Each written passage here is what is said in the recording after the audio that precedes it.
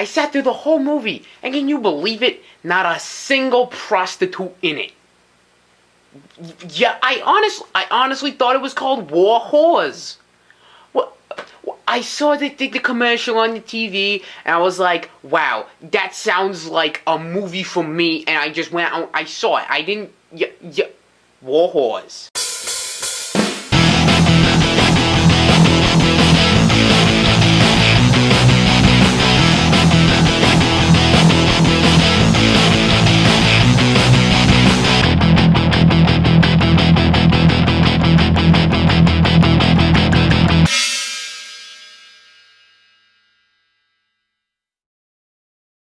So the second Steven Spielberg movie we get in a week. This is just awesome. And going into this movie, there was some mixed things I was hearing. A lot of people really loved it, but there was also like a lot of hate, which I didn't expect, coming from a movie like this, and especially, a Steven Spielberg movie, and there was a lot of people who really didn't like it. So I went in with slightly lowered expectations, but I still expected to like it, and I really didn't expect to like it more than Tintin, but holy crap! I am absolutely astounded because I loved this movie. And I can honestly say I really don't understand the big backlash against War Horse. I think it's an absolutely amazing movie, and I really did not expect that going in. One thing, I've noticed that they didn't really advertise too bigly on the actual war aspect of the film. It was more on the relationship between boy and horse, which is obviously the overlying theme and connective tissue throughout the movie.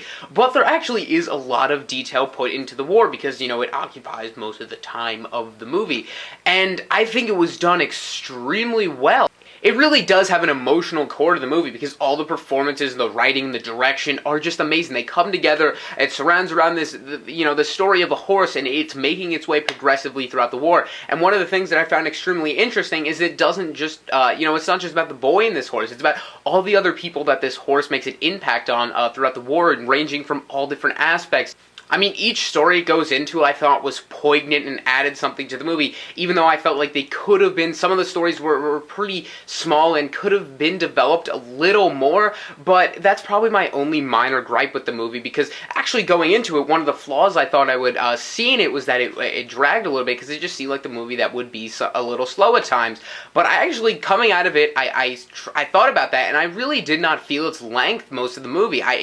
For me, I didn't feel like it sped by, but it actually really, I didn't find any points where it particularly dragged, and that's a definite positive for the movie. And I think one of the reasons I felt that the movie was so great, and I felt that there was a lot of really true emotion in it, was the fantastic performances, especially the fine British casting.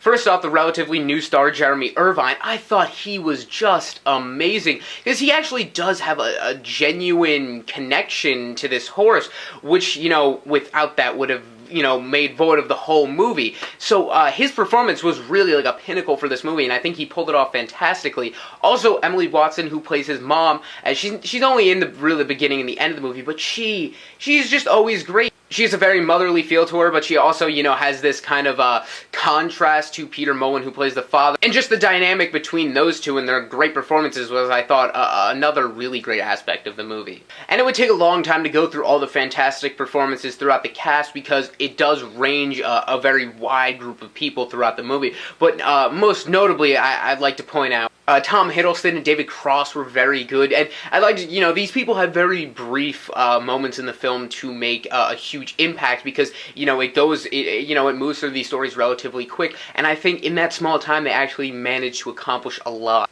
Celine Buckens plays little Emily, and I think she is fantastic. She is a charismatic and very eccentric performance, and also her playing her loving grandfather, Philippe Nahon, and he comes back throughout the film, and I thought he was really good too. And even David Thewlis was really great too.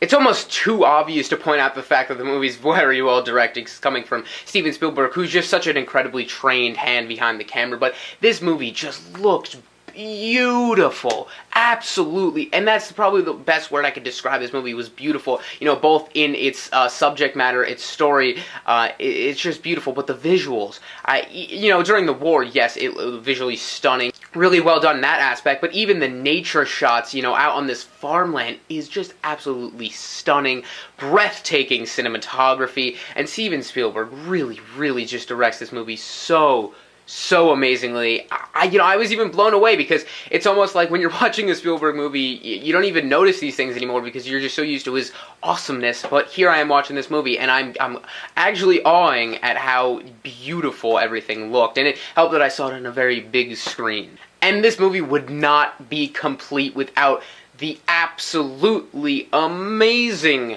score by John Williams. And yet again, he's another one of those names that's almost like, oh, it's John Williams, then obviously it's fantastic.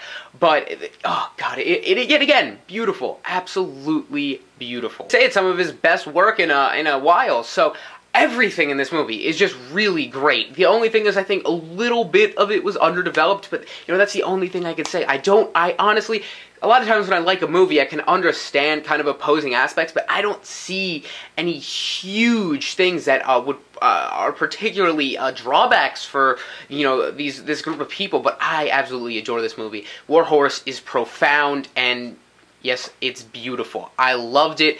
And I was actually blown away by how much I did. So a 9.5 out of 10 I'll give it. Going into this movie, I expected to like it. So I thought, probably be somewhere in my top 25, top 20 of the year. But I can honestly say right now, because I'm, working on my list, finalizing it, that this definitely cracked my top 10 and gave me some reordering to do. And also, I am working very hard to get my top 10 out tomorrow, as well as I'm still working on my year-end review, which I always do at the end of the year, and I have a couple films still to watch, but I will have that out for New Year's Eve tomorrow.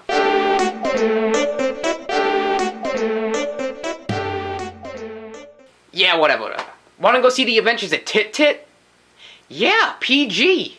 Yeah, can you believe the things they'll let in a kids movie today? Yeah, I hope they're big.